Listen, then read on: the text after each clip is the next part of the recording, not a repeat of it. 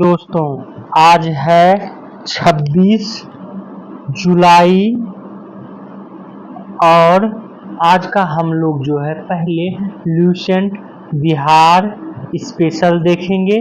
उसके बाद जो है डेली करंट अफेयर्स जो है वो देखेंगे। क्योंकि आज 26 जुलाई है और 26 जुलाई को हम लोग जो है कारगिल विजय दिवस के रूप में मनाते हैं, तो आज कारगिल विजय दिवस भी है, उसके बारे में भी हम आगे जो है चर्चा करेंगे। तो चलिए स्टार्ट करते हैं। सबसे पहले Lucent Bihar special. Lucent Bihar special में आज जो है हालांकि लंबा है लेकिन जो इम्पोर्टेंट है उसको बताएंगे और सबको जो है छोड़ते चले जाएंगे। तो हम लोग जो है विद्यालय महाविद्यालय की स्थापना और कहाँ है वो देख रहे थे। उसी क्रम में जो है हम लोग विधि महाविद्यालय के बारे में जानते हैं। तो विधि महाविद्यालय में TNV लॉ कॉलेज जो है ये भागलपुर में है, SKJ लॉ कॉलेज मुजफ्फरपुर में, M कॉलेज गया में, पटना लॉ कॉलेज महेंद्रू पटना में, महाराजा कॉलेज ये आरा भोजपुर में है, लॉ कॉलेज समस्तीपुर में है। उसके बाद जो विदेह लॉ कॉलेज ये मधुबनी में है। उसके बाद शिवानंद मंडल लॉ कॉलेज ये मधेपुरा में है। तो ये सब जो महत्वपूर्ण है इसको आप लोग ध्यान में रखेंगे। वहीं अनुसंधान प्रमुख अनुसंधान केंद्र देखें तो बिहार रिसर्च सोसाइटी ये पटना में है,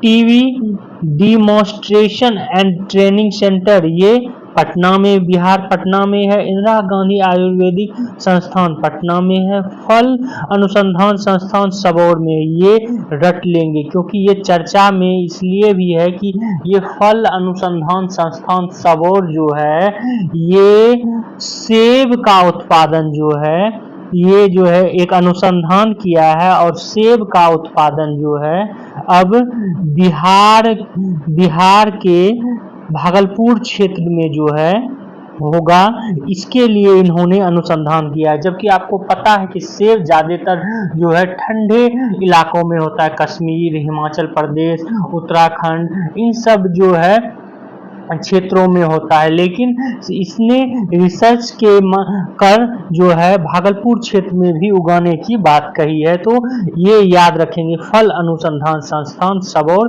भागलपुर में है, कृषि अनुसंधान केंद्र मीठापुर पटना में है और राष्ट्रीय लीची अनुसंधान केंद्र मुजफ्फरपुर में है। ये पूछा जा चुका है, तो इसको भी आप लोग ध्यान में रखेंगे, रट लेंगे। अगला जो है हम लोग देखते हैं ललित कला महाविद्यालय। तो faculty of fine arts and craft Bhagalpur विश्वविद्यालय भागलपुर में है ललित कला महाविद्यालय, और Bihar college of arts and crafts ये पटना में है। ये दोनों भी आप लोग ध्यान में रखेंगे। अगला जो है ये है बिहार के संग्रहालय, ये इम्पोर्टेंट है, इससे प्रश्न पूछे जाते हैं, तो आप जो है महत्वपूर्ण तो ध्यान में ही रखेंगे और सबको एक बार जो है जरूर देख लेंगे। तो पटना संग्रहालय पटना, इसकी स्थापना 1917 में होती है। ये आप लोग अभी ही रट लेंगे, याद कर लेंगे, जहन में रख लेंगे। दीदारगंज यक्षी की प्रतिमा यहाँ है। मौर्य काल से पाल काल तक के प्राचीन अवशेष, 20 लाख वर्ष पुराने जीवाश्म वृक्ष, मुगल चित्रकला, पटना कलम के सुंदर नमूने और काष्ठ की सुंदर प्रतिमाएं जो हैं इस संग्रहालय में है। कभी मौका मिले तो आप लोग जरूर जाएं। तो मुगल काल के जो तलवार हैं या ड्रेस हैं ये सब भी आपको देखने को मिलेगा। वहीं पुरातत्व संग्रहालय ये नालंदा में, इसकी स्थापना हुई 1917 में हुई। उत्तर गुप्त एवं पालकालीन अवशेष जो है यहाँ पर है। पुरातत्व संग्रहालय वैशाली, इसकी स्थापना 1945 में। मौर्य से पाल काल तक के अवशेष यहाँ जो है मिलते हैं। वही चंद्रधारी संग्रहालय ये कहाँ है? दरभंगा में है। 1957 में इसकी जो है स्थापना हुई है। राजेंद्र स्मारक संग्रहालय ये पटना में है, 1963 में इसकी स्थापना हुई है और यहाँ जो है राजेंद्र प्रसाद से संबंधित महत्वपूर्ण वस्तुएं हैं। गांधी संग्रहालय ये भी पटना में है, 1967 में स्थापना हुआ और गांधी जी के जीवन की मुख्य घटनाओं पर आधारित चित्र, पुस्तक आदि जो है यहाँ पर है।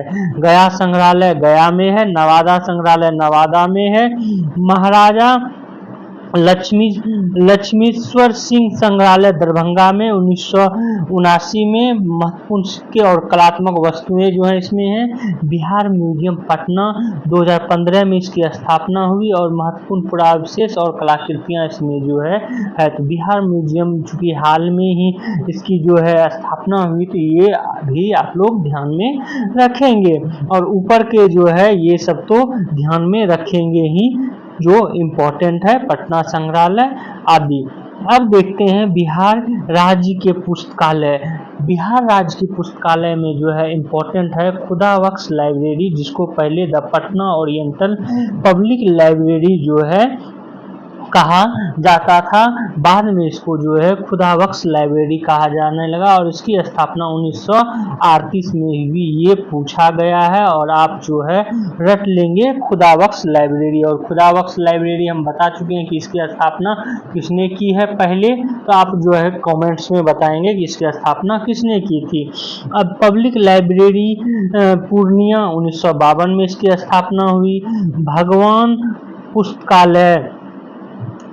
पुस्तकालय जो है ये भागलपुर में है, 1913 में जो है इसकी स्थापना हुई। जब कोतवाली से नीचे आएंगे या कहें पोस्ट ऑफिस जो है छोटी पोस्ट ऑफिस से नीचे आएंगे तो वहाँ पर जो है ये भगवान पुस्तकालय है और ये जो 1913 में है, बहुत मतलब पुराना है।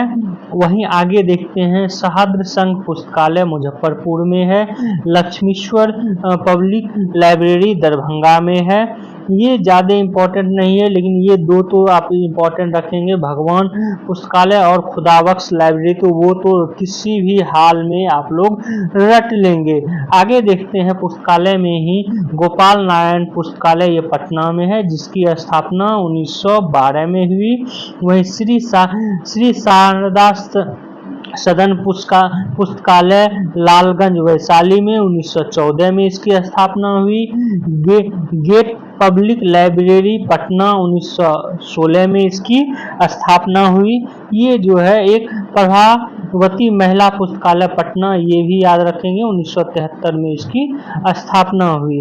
अब जो है आगे है बिहार में स्वास्थ्य एवं चिकित्सा व्यवस्था। ये जो है ये हालांकि करंट विषय है और डाटा जो है पुराना है तो इसको हम लोग नहीं देखेंगे। आगे जो है इसमें हम लोग देखेंगे इम्पोर्टेंट तथ्य, वो है खेल से संबंधित।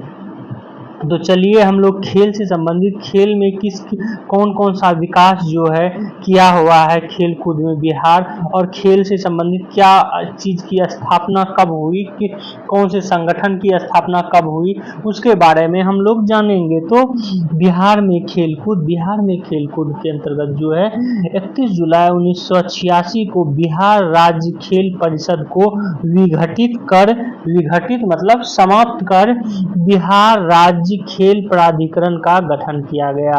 तो बिहार राज्य खेल प्राधिकरण का गठन 1986 में किया गया।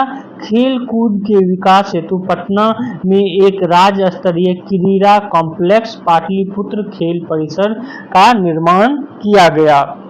बिहार के प्रमुख खेल संघ के बारे में जाने तो बिहार क्रिकेट संघ का गठन 1937 में हुआ है। ये जो है पूछा जा चुका है ये, और सब जो है सबको लग रहा था कि हाल आज़ादी के बाद बिहार खेल संघ की स्थापना हुई होगी, लेकिन बिहार क्रिकेट संघ की स्थापना जो है 1937 में हुई है। तो बीपीएससी में पूछा गया, हो सकता है कि अन्य एग्जामों में पूछा जाए तो आप लोग रट लेंगे। बिहार हॉकी संघ की बात करें तो बिहार हॉकी संघ का गठन 1986 ईस्वी में हुआ था।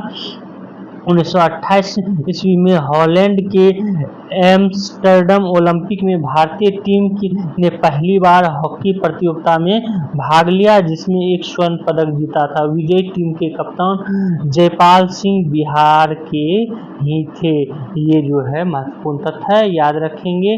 वहीं आगे देखते हैं हरेंद्र सिंह हॉकी कोच, ये वर्ष 2012 में इन्हें द्रोणाचार्य पुरस्कार से सम्मानित किया गया था। हरेंद्र सिंह को अप्रैल 2021 में अमेरिकी पुरुष राष्ट्रीय हॉकी टीम के कोच नियुक्त किए गए थे। छपरा के रहने वाले हरेंद्र सिंह 2017 से 2018 तक सीनियर भारतीय पुरुष हॉकी टीम के प्रशिक्षक रहने से पूर्व भारतीय महिला टीम के कोच भी रह चुके हैं। तो ये हरेंद्र सिंह जो हैं ये बिहार से संबंधित हैं और विभिन्न पद पे रह चुके हैं हॉकी में।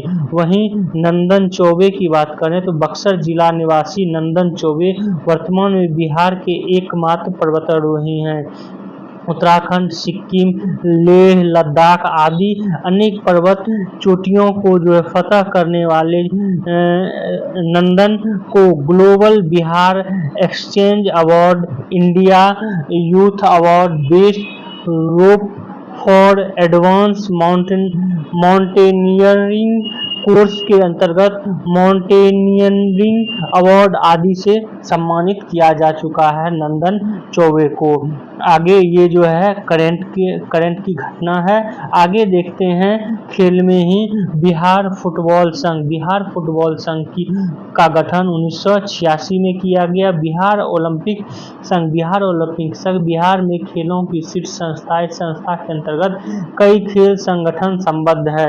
बिहार से अंतर्राष्ट्रीय क्रिकेट मैच जो है 1986 में पटना स्थित मोइनुल हक स्टेडियम में अंतर्राष्ट्रीय विश्व कप क्रिकेट मैच खेला गया था। यह मैच जिम्बाब्वे और केनिया के बीच खेला गया था, उसके बाद खेला भी नहीं गया। ये मोइनुल हक जो है स्टेडियम अभी जो है गाय और भैंस को चारों ओर जो है रहता है, तो सरकार को ध्यान देना चाहिए इसमें।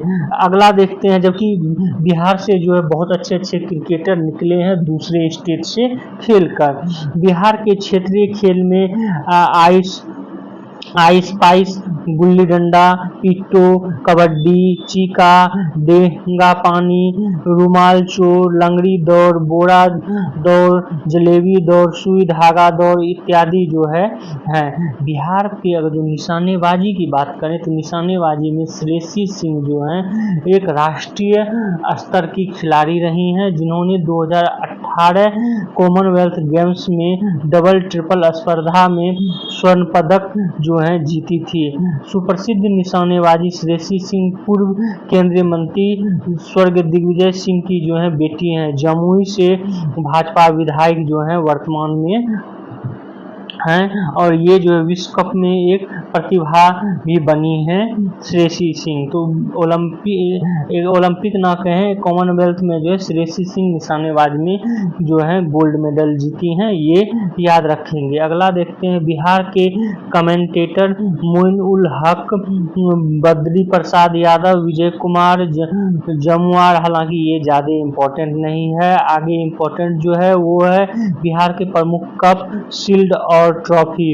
मोइनुल हक ट्रॉफी ये फुटबॉल से संबंधित, प्रेसिडेंट कप फुटबॉल से, गवर्नर गोल्ड कप फुटबॉल से, अनुग्रह नारायण शील्ड फुटबॉल से, रणधीर वर्मा शील्ड ये क्रिकेट से, जरूर याद रखेंगे इसको। हेमंत ट्रॉफी क्रिकेट से, कांस्य कप हॉकी से, रवि मेहता शील्ड वॉलीबॉल से और सुखदेव नारायण कप क्रिकेट से। तो ये जो हैं ये इम्पोर्टेंट ट्रॉफी हैं जो कि बिहार से संबंधित है, आप लोग ध्यान में रखेंगे।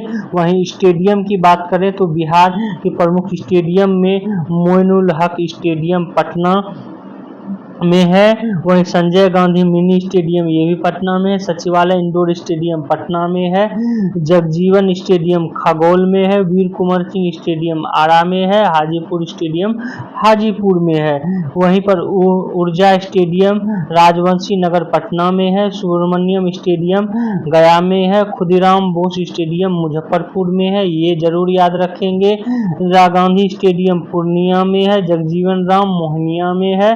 दो दो तो याद रखेंगे जो कि एक पूछा गया भी है, मोइनुल हक स्टेडियम ये और खुदीराम बोस स्टेडियम, ये दो स्टेडियम आप लोग जरूर याद रखेंगे। वहीं पर जो है आगे देखते हैं, आगे बिहार के प्रमुख खिलाड़ी, ये ज़्यादा इम्पोर्टेंट नहीं है, अब जो है इससे संबंधित प्रश्न नहीं आते हैं तो इसको जो है आप लोग ना ही पढ़ें तो ठीक है। आगे आगे है बिहार में प्राकृतिक आपदाएं, जैव विविधता और पर्यावरण संरक्षण, इसके बारे में हम जो है कल चर्चा करेंगे इससे संबंधित डिटेल्स में। अब हम लोग जो है देख लें आज का करंट अफेयर्स। आज के करंट अफेयर्स में जो है आज हमने बताया कि 26 जुलाई आज है और 26 जुलाई को कारगिल विजय दिवस जो है मनाया जाता है। कारगिल विजय दिवस जो है ये कारगिल जो कि जम्मू कश्मीर में पड़ता है, उस कारगिल में जो है आज ही के दिन पाकिस्तान से जो है विजय हासिल हुआ था, उसी के उपलक्ष्य में कारगिल दिवस मनाया जाता है। और ये जो है 1999 में जो है भारत और पाकिस्तान के बीच जो है युद्ध हुआ था। तो ये भी ये याद रखेंगे कि कारगिल जो है ये युद्ध नहीं था, ये प्रॉक्सी वॉर था। प्रॉक्सी वॉर, ये आप जब यूपीएससी का क्वेश्चन देखेंगे तो उसमें जो है पूछा गया है कि भारत और पाकिस्तान के बीच जो कारगिल युद्ध था वो किस प्रकार का युद्ध था, तो प्रॉक्सी वॉर था। प्रॉक्सी वॉर और वॉर क्या होता है, मतलब युद्ध, और प्रॉक्सी वॉर अर्थात छद्म युद्ध। और युद्ध क्या होता है, जब कोई दो देश के प्रमुख जो है वो युद्ध की घोषणा कर दे, मान लीजिए भारत के राष्ट्रपति और क्योंकि राष्ट्रपति जो है प्रमुख है भारत का राष्ट्रपति और पाकिस्तान का जो है प्रधानमंत्री या राष्ट्रपति ये घोषणा कर दे कि हम जो हैं अभी युद्ध में हैं, भारत और पाकिस्तान युद्ध में है, ये घोषणा करे तब वो युद्ध कहलाएगा। अगर घोषणा नहीं हुआ है तो वो छद्म युद्ध कहलाएगा।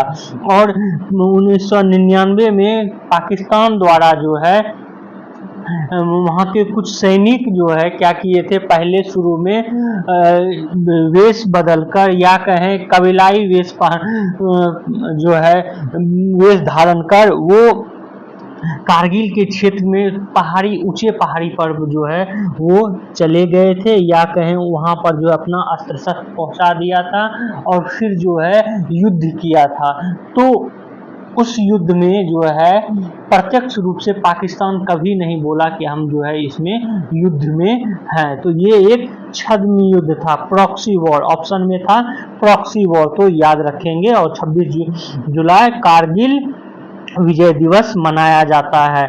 यूपीएससी में ये क्वेश्चन पूछा गया था। अगला है करंट अफेयर्स, विदेशी पर्यटन जो है सबसे ज्यादा किस स्टेट में आया है, तो ये जानने से पहले आपको ये भी बता दें कि विदेशी पर्यटन से जो है भारत को इस वर्ष 2023 में 28.07 अरब डॉलर की जो है कमाई हुई। इस कमाई में सबसे ज़्यादा जो है महाराष्ट्र में विदेशी पर्यटक आए, दूसरे पे गुजरात, तीसरे पे पश्चिम बंगाल जो है आए। वहीं केंद्र शासित प्रदेश में जो है दिल्ली में सबसे ज़्यादा पर्यटन आए। तो ओवरऑल जो है महाराष्ट्र में सबसे ज़्यादा विदेशी पर्यटक आए। और यहाँ पर ही आपको एक और तथ्य इम्पोर्टेंट बता दें, अगर जो